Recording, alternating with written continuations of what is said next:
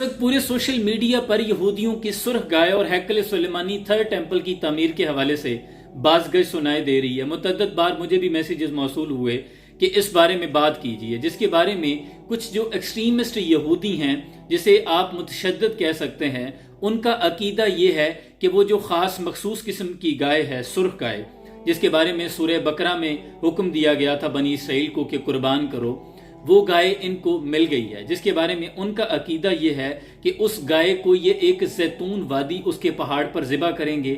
इसके बाद उसका गोश्त, उसकी हड्डियां, उसकी खाल को ये आग में जलाकर राख बनाकर, राख को पानी में डालकर उस पानी से खुद को पाक करेंगे और फिर हैकल सुलेमानी की बुनियाद के इर्द गिर्द ये 7 मरतबा उस पानी को बहाएंगे। फिर मस्जिद अक्सा और सुनहरे गुंबद को शहीद करने के बाद हैकल सुलेमानी का उसकी तामीर का आगाज करेंगे और ये इनके जो मसीहा, जिसको दजाल अपना मसीहा मानते हैं, उसकी आमद का रास्ता हमवार करेंगे। ये उनका अकीदा है। जबकि हम अगर तारीख की किताब सुन्नत की किताबों को देखें तो ऐसी किसी गाय का भी जिक्र नहीं मिलता।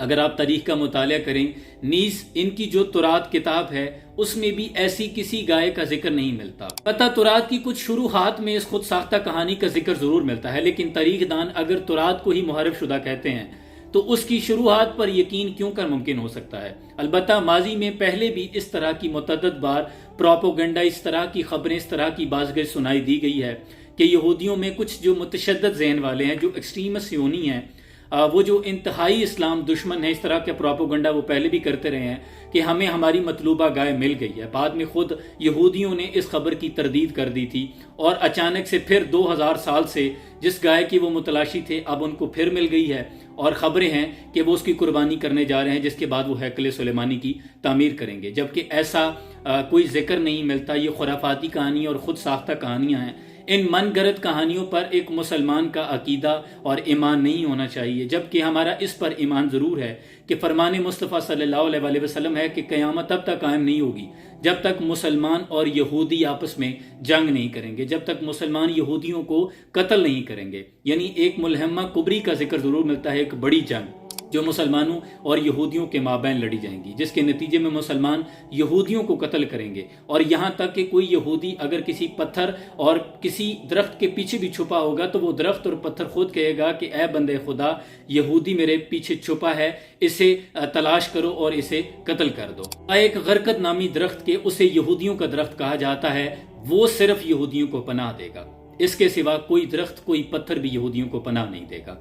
लिहाजा इस वक्त में ऐसी सूरत हाल में जब फ़लस्तीन के बच्चों को शहीद किया जा रहा है, वहाँ पर जुल्म की दास्तान रकम की जा रही है, मुसलमानों को ऐसी बेहुदा और खुद साख्ता मन गढ़ंत कहानियों पर यकीन करने के बजाय अपने ईमान की फिक्र करनी चाहिए और फ़लस्तीन के लोगों, उन मजलूमों के हक में उनकी दादरसी के लिए आवाज़ बुलंद करनी चाहिए। जहाँ यहूदी हमारी जो तमाम मुसलमान बहनें हैं उन पर जुल्म, तशद्दुद, बर्बरियत की दास्तान रकम कर रहे हैं, हम ऐसी मनगढ़ंत कहानियों के पीछे ना लगे रहें, बल्कि उनकी प्रोडक्ट्स का बाइकआउट करें और इस मुहिम का हिस्सा बने।